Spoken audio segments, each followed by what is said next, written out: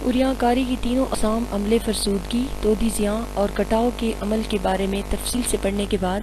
اب ہم عملے فرسودگی، تودی زیاں اور کٹاؤ کے عمل میں فرق پڑھیں گے۔ عملے فرسودگی میں چٹانیں ٹوٹنے کے بعد دوسری جگہ منتقل نہیں ہوتی۔ عملے فرسودگی میں دو طرح کے عمل ہوتے ہیں، ایک چٹانوں کی توڑ پھوڑ اور دوسرا ان چٹانوں میں کیمیائی ترکیب کرنا وغیرہ، جبکہ عملے کٹاؤ میں چٹانیں ٹوٹ کر کسی اور جگہ منتقل ہو جاتی ہیں۔ عملے کٹاؤ سے نہ صرف چٹانوں کی توڑ پھوڑ ہوتی ہے بلکہ عملے کٹاؤ کے کارکن اس ٹوٹے پھوٹے مواد کو کسی اور جگہ منتقل بھی کر دیتے ہیں، جبکہ تودی زیاں زمینی مواد بلند سطح سے نیچے کی طرف حرکت کرتا ہے کہ تودی زیاں کا جب عمل ہوتا ہے تو اس میں جو چٹانوں کا ٹوٹا پھوٹا مواد ہوتا ہے وہ بلند سطح سے نیچے کی طرف حرکت کرتا ہے اور اس حرکت کی وجہ زمینی کشش ثقل ہوتی ہے۔ آئی ہوپ کہ آپ کو عملے فرسودگی، کٹاؤ کا عمل اور تودی زیاں کے بارے میں اچھی طرح سے سمجھ آ گیا ہوگا اور ان میں نمایاں فرق بھی پتہ چل گیا ہوگا۔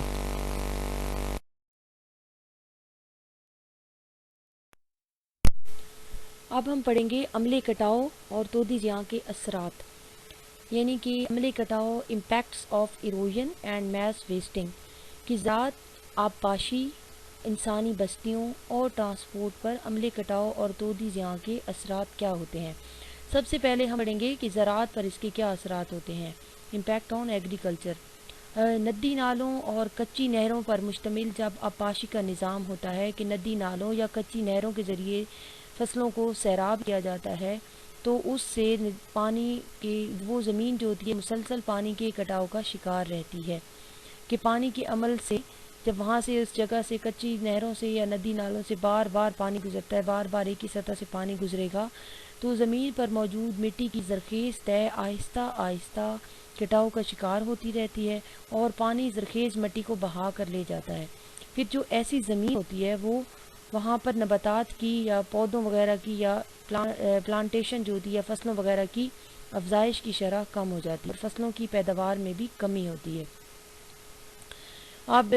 سیکنڈ پوائنٹ ہے امپیکٹ آن اریگیشن کہ آبپاشی پر اثرات، کہ پانی گرنے کا جو فصلوں کو سیراب کرنے کا نظام ہوتا ہے وہ آبپاشی کا نظام ہوتا ہے کہلاتا ہے۔ اس میں پانی کے عملے کٹاؤ سے مٹی کی بڑی مقدار نہروں کے فرش پر جمع ہو جاتی ہے، یعنی کہ ظاہر سی بات ہے ایروژن کے عمل میں پانی وہ ایک اہم کارکن ہے جو کہ زمینی مواد کو اپنے ساتھ بہا کے لے کے آتا ہے، ایک جگہ سے دوسری جگہ منتقل کرتا ہے۔ تو جب نہروں میں پانی آتا ہے تو وہ پانی اپنے ساتھ بہت زیادہ مقدار میں مٹی لے کر آتا ہے جو نہروں کے فرش پر جمع ہو جاتی ہے اور نہروں میں پانی کی مقدار کم ہو جاتی ہے۔ اسی طرح پانی کے ساتھ جب زمینی مواد کی منتقلی ہوتی ہے یعنی ایروژن کا عمل ہوتا ہے تو اس عمل سے ڈیموں کی سطح بھی مٹی سے بھر جاتی ہے اور جس سے ڈیموں میں پانی کا ذخیرہ کرنے کی گنجائش کم ہو جاتی ہے۔ پھر اس کے بعد تھرڈ ہمارا پوائنٹ ہے انسانی بستیوں پر اثرات، جس کے بارے میں ہم آگے بات کریں گے۔ اب ہم بات کرتے ہیں کہ انسانی بستیوں پر کٹاؤ کے عمل یا تودی زیاں کے کیا اثرات ہو سکتے ہیں۔ تو یہ بہت ہی ایک آسان پوائنٹ ہے، یہ کامن سینس کی بات ہے کہ جب پہاڑی علاقوں میں مٹی اور کیچڑ کا بہاؤ ہوتا ہے یا لینڈ سلائیڈنگ ہوتی ہے، میز ویسٹنگ ہوتی ہے، تودی زیاں کا عمل ہوتا ہے کہ اوپر سے چٹانیں ٹوٹ کے گرتی ہیں یا مٹی کا سرکاؤ ہوتا ہے نیچے کی طرف زمین کی طرف، تو اس سے بہت زیادہ جانی اور مالی نقصان ہو جاتا ہے۔ اور ٹرانسپورٹ کے نظام پر اس کے اثرات کیا ہوتے ہیں کہ مٹی کے بہاؤ اور لینڈ سلائیڈنگ سے سڑکیں بند ہو جاتی ہیں اور ٹریفک کا نظام متاثر ہو جاتا ہے کہ بہت بڑی بڑی مقدار سائز میں جب لینڈ سلائیڈنگ ہوتی ہے چٹانوں کے بڑے بڑے ٹکڑے ٹوٹ کر نیچے کی طرف آتے ہیں پہاڑوں سے، تو ساتھ ساتھ جو سڑکیں بنی ہوتی ہیں وہ ان سڑکوں پر جب گرتے ہیں تو سڑکیں بند ہو جاتی ہیں جس سے ٹریفک کا نظام درہم برہم ہو جاتا ہے، رک جاتا ہے اور ان علاقوں میں جو تودی زیاں سے متاثرہ علاقے ہوتے ہیں وہاں پر امدادی کارروائیوں کا بھی بہت متاثر ہوتا ہے۔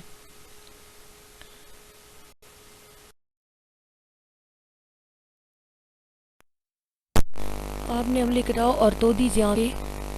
اثرات پڑھ لیے، اب عملے کٹاؤ اور تودی زیاں کے اثرات کو کم کرنے کے لیے کون سی تجاویز ہو سکتے ہیں، یعنی کن تجاویز پر عمل کر کے عملے کٹاؤ کا عمل کم کیا جا سکتا ہے یا تودی زیاں کے اثرات کو کم سے کم کیا جا سکتا ہے۔ اس میں سب سے پہلی چیز ہے نہروں اور ندی نالوں کے کنارے درخت لگانا بہت ضروری ہے۔ اس سے کٹاؤ کے عمل میں بہت ہی زیادہ مدد ملتی ہے، کٹاؤ کے عمل کو روکنے میں مدد ملتی ہے۔ دوسرا پوائنٹ ہے کھیتوں کے کناروں پر درخت لگانے سے مٹی کا بہاؤ کم ہو جاتا ہے۔ جب مٹی کا بہاؤ کم ہوگا تو وہاں کی مٹی زرخیز ہوگی اور جس سے فصلوں کی پیداوار اچھی ہوگی۔ تیسری اس کی تجویز ہے کہ پہاڑ کی ڈھلانوں پر جنگلات کو کٹنے سے روکا جائے، یعنی پہاڑ کی جو ڈھلوان سطحیں ہوتی ہیں وہاں پر جنگلات زیادہ سے زیادہ لگائے جائیں اور جنگلات کی کٹائی کے عمل کو روکا جائے۔ ایسا کرنے سے عملے کٹاؤ اور تودی زیاں کو کم کیا جا سکتا ہے۔ اس کے بعد ہے آبادیاں ایسے علاقوں میں نہ بنائی جائیں جہاں عملے کٹاؤ اور تودی زیاں کا خطرہ ہو، یعنی ایسے علاقوں میں خود سے ہی ایسی احتیاطی تدابیر کرنی چاہیے کہ جس سے جہاں کٹاؤ کا عمل زیادہ ہو یا تودی زیاں کا خطرہ زیادہ ہو تو وہاں پر آبادیاں زیادہ نہیں ہونی چاہیے تاکہ کوئی جانی نقصان نہ ہو سکے۔ خطرناک ڈھلانوں کو ختم کیا جائے، یعنی جو ڈھلوانے ہوتی ہیں، خطرناک ڈھلانے جو نشیبی علاقے ہوتے ہیں، کوشش کی جائے کہ ان خطرناک ڈھلانوں کو ختم کیا جائے اور کم سے کم ڈھلانے ہونی چاہیے، اور پہاڑی علاقوں میں سڑکوں کے ساتھ مضبوط دیواریں ہونی چاہیے سیفٹی کے لیے۔ اس کی ایک اور عملے کٹاؤ اور تودی زیاں کے اثرات کو کم کرنے کے لیے ایک تجویز یہ ہے کہ پہاڑی علاقوں میں بلند و بالا عمارتیں نہ بنائی جائیں، اور خاص طور پر وہاں پر جہاں ڈھلان زیادہ ہو،